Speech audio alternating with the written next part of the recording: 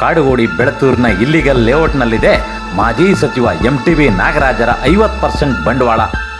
ಆತ್ಮಸಾಕ್ಷಿಯಾಗಿ ಸತ್ಯ ಸಂಗತಿಯನ್ನ ಬಿಚ್ಚಿಟ್ಟ ಬಿಜೆಪಿ ಕಾರ್ಯಕರ್ತ ರಾಮಾಂಜನೇಯ. ಎಲ್ಲರೂ ಹೋಗ್ಬಿಟ್ಟು ಲಿಂಬಾವಳಿ ಹತ್ರ ರಾಜಕಾಲನೆಲ್ಲ ಮುಚ್ಚಿಬಿಟ್ಟು ಲೇಔಟ್ ಮಾಡ್ತಾರೆ ರಾಮನ್ ಕಂಪ್ಲೇಂಟ್ ಮಾಡಿ. ಆಮೇಲೆ ಅವರು ಪರ್ಸ್ನಲ್ ಆಗಿ ಇದರಲ್ಲಿ MTV ಅವರು 50%, ನಾನು 50%. ಎಲ್ಲರೂ ಹೋಗ್ಬಿಟ್ಟು ಲಿಂಬಾವಳಿ ಹತ್ರ ರಾಜಕಾಲನೆಲ್ಲ ಮುಚ್ಚಿಬಿಟ್ಟು ಲೇಔಟ್ ಮಾಡ್ತಾರೆ ರಾಮನ್ ಕಂಪ್ಲೇಂಟ್ ಮಾಡಿ. ಆಮೇಲೆ ಅವರು ಪರ್ಸ್ನಲ್ ಆಗಿ ಇದರಲ್ಲಿ MTV ಅವರು 50%, ನಾನು 50%. ಆಮೇಲೆ ಅವರು ಪರ್ಸ್ನಲ್ ಆಗಿ ಇದರಲ್ಲಿ MTV ಅವರು 50%, ನಾನು 50%. ಆಮೇಲೆ ಅವರು ಪರ್ಸ್ನಲ್ ಆಗಿ ಇದರಲ್ಲಿ MTV ಅವರು 50%, ನಾನು 50%. ಅನ್ಆಥರೈಸ್ ಲೇಔಟ್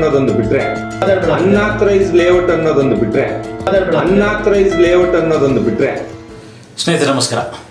ಇವತ್ತಿನ ವಿಶೇಷ ವರದಿ ಬಹಳ ವಿಶೇಷವಾಗಿದೆ. ಅದೇನಪ್ಪ ಅಂದರೆ, ಈಗಾಗಲೇ ನಾವು ಮಾದೇಪುರ ಕ್ಷೇತ್ರದ ಕಾಡುಗೋಡಿ ಹಾಗೂ ಬೆಳತೂರು ವ್ಯಾಪ್ತಿಯಲ್ಲಿ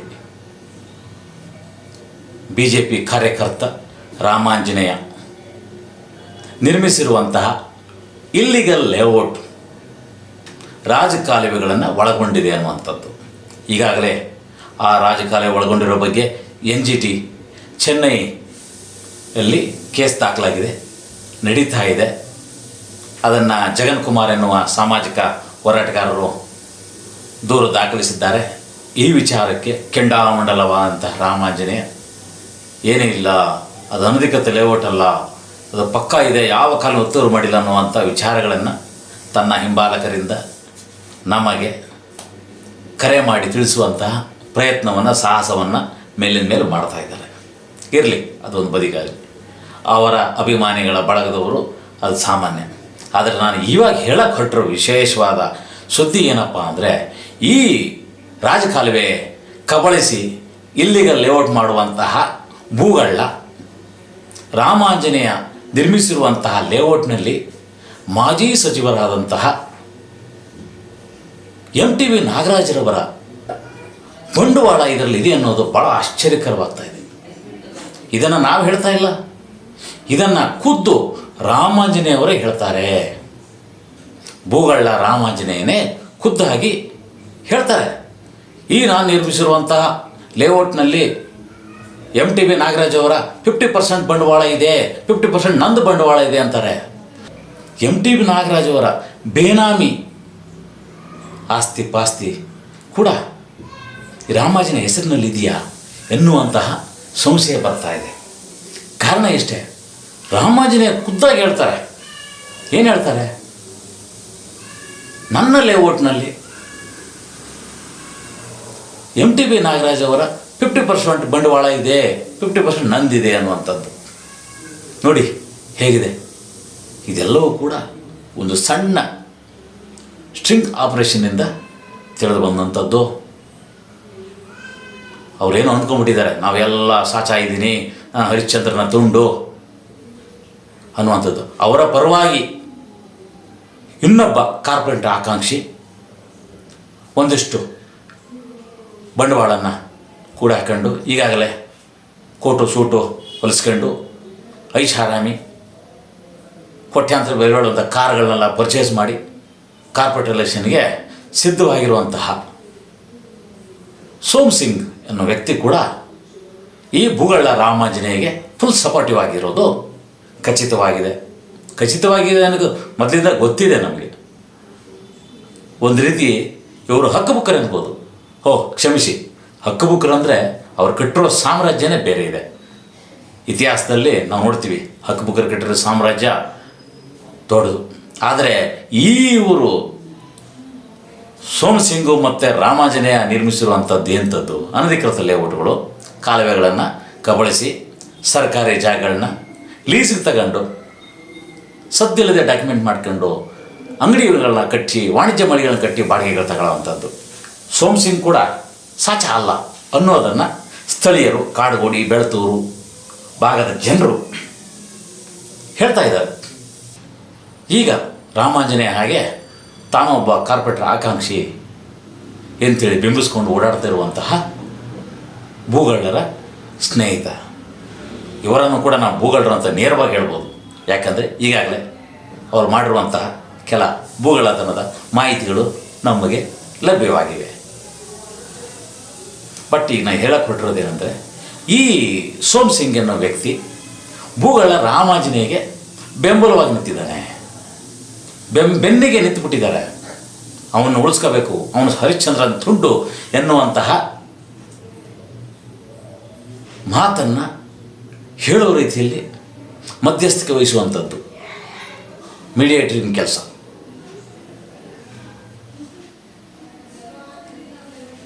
ಅಂದರೆ ರಾಮಾಂಜನೇಯ ತಪ್ಪು ಮಾಡಿಲ್ಲ, ಭೂಗಳಲ್ಲ, ಅವನು ಸಾಚ ಅನ್ನುವಂಥ ಅವನ ಪರವಾಗಿ ಬ್ಯಾಟಿಂಗ್ ಮಾಡಲು ಸೋಮ್ ಸಿಂಗ್ ಪರದಾಡ್ತಾ ಇರೋದು ಇತ್ತೀಚೆಗೆ ಕಂಡುಬಂದಿದೆ.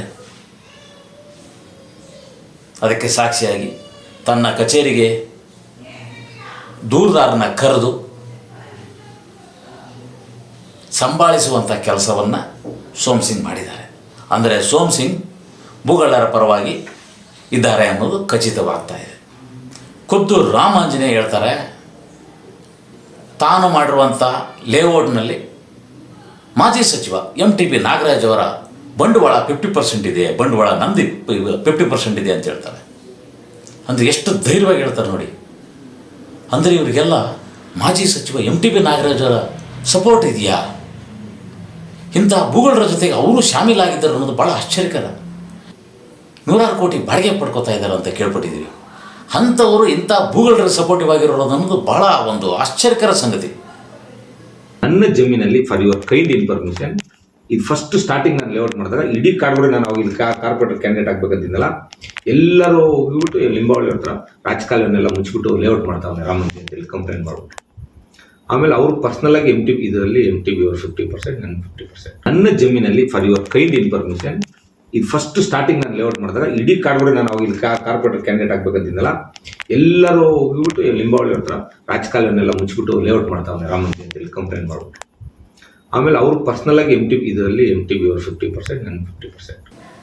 ನಿಜ ಹೇಳಬೇಕಂದ್ರೆ MTP ನಾಗರಾಜ್ ಅವರು ಇದಕ್ಕೆ ಉತ್ತರ ನೀಡಬೇಕಿದೆ. ಇಂಥ ಭೂಗಳ ರಾಜಕಾಲುವೆಗಳನ್ನ ಕಬಳಿಸಿ ಅನಧಿಕೃತ ಲೇಔಟ್ ಮಾಡುವಂಥ ಭೂಗಳ ರಾಮಾಂಜನೇಯಗೆ MTP ನಾಗರಾಜ್ ಸಪೋರ್ಟಿವ್ ಆಗಿದ್ದಾರೆ.